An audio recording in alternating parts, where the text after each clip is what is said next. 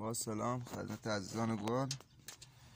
میخوام روش تنظیم کردن دلکو رو بهتون آموزش بدم. حال فرق نمیکنه ماشین، یعنی پژو 2000 پراید باشه، پیکان باشه، هر ماشینی که دلکو داشته باشه قابل تنظیم باشه روش تنظیمش اینجوری.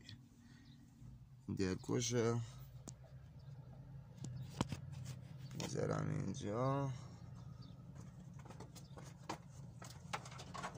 بعضی ها 11 میخوره، بعضی ها 13 و 8. ماشین روشن میکنه.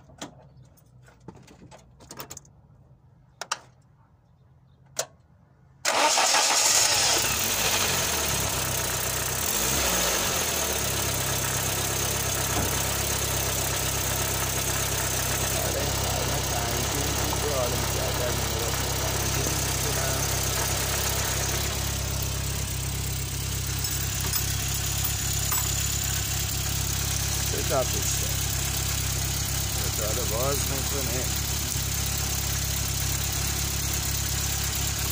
یک زمان سیر داره.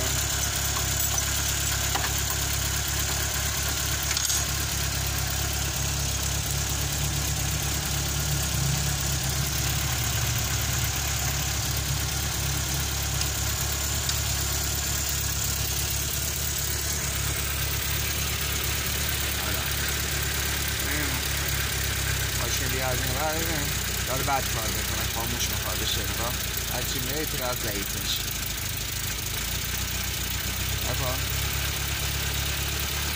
میره تا جایی که گازخور ماشین خوب باشه. ببین هر جا گاز چنگ خورد همونجا الان دلکو تنظیمه. فرق نمیکنه که ماشینی باشه.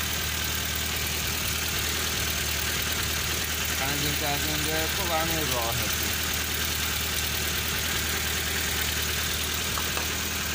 تنظیم دلکو ماشین کار ببره.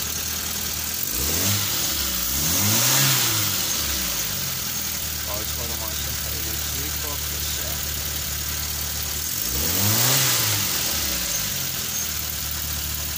با کلی پیج آموزشی هر جای ماشین میخوام فیلم بگیرم براتون بذارم. 10-12 سال رشته تخصص فنی و در اختیار شما عزیزان قرار دهم.